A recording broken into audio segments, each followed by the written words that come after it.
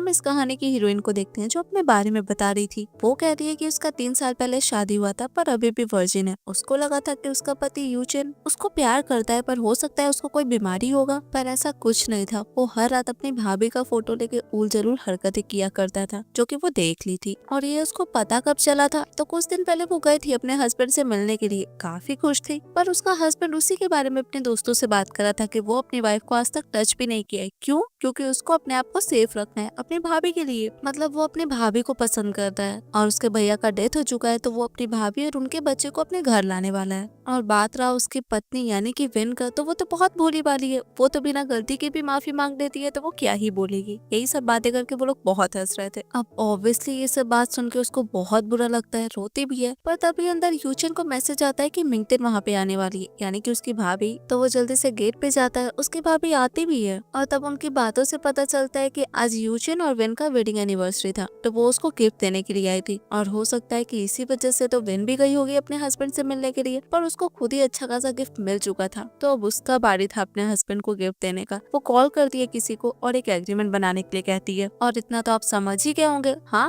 वो divorce agreement था। तो अब प्रेजेंट में वो अपने हस्बैंड के रूम में जाती है। ऑब्वियसली वो थोड़ा चिल्लाता है नॉक करके आने के लिए, क्योंकि उसका हरकत ही कुछ ऐसा था। पर वो सीधे कहती है कि एक डॉक्यूमेंट है जिसमें तुम्हारा साइन चाहिए अर्जेंटली। अब इस पॉइंट पे यूजिन को लगता है कि हो सकता है कोई प्रोजेक्ट का फाइल होगा, तो वो भी बिना कुछ सोचे समझे साइन कर देता है। तब पता चलता है कि उस दिन वो मुकदमा चलाने के लिए भी गई थी अपने हस्बैंड पे, क्योंकि इतना साल में वो जो भी अपने मिस्ट्रेस पे खर्चा किया था अब उसको सब कुछ वापस चाहिए था। और इस लॉ सूट में 1 वीक का टाइम लगने वाला था, इसलिए इस 1 वीक में उसको एकदम शांत रहना था। लाइक यूजिन को पता नहीं चलना चाहिए कि वो उसके पीठ पीछे क्या कर रही है। तो अब प्रेजेंट में साइन तो हो जाता है, तो वो जाने लगती है। उस टाइम उसका हस्बैंड उसको पकड़ता है। क्यों? क्योंकि अपना बात भी तो मनवाना था ना। वो कहता है कि भाई का अभी अभी फ्यूनरल खत्म हुआ है, तो मैं चाहता हूँ कि भाभी और उनका बच्चा इस घर में आ जाए। और वैसे मैं थोड़ा बिजी था वेडिंग एनिवर्सरी में, इसलिए आ नहीं पाया। और तुमको भी तो बच्चे काफी पसंद है ना, तो तुम उनके बच्चे का ध्यान रखना। अब पहले तो वो बहुत गुस्सा आ जाती है, पर इस बात से उसका हस्बैंड कहता है कि तुम भूल गई क्या, मिंगतिन मेरा जान बचाई थी। तो वो भी कहती है कि ठीक है फिर। अब नेक्स्ट डे वो अपने टीचर को कॉल करती है, टीचर ली को। वो कहती है कि लास्ट टाइम आप मुझे इनवाइट किए थे ट्रेडिशनल चाइनीज मेडिसिन प्रैक्टिस करने के लिए, तो वो अभी भी वैलिड है?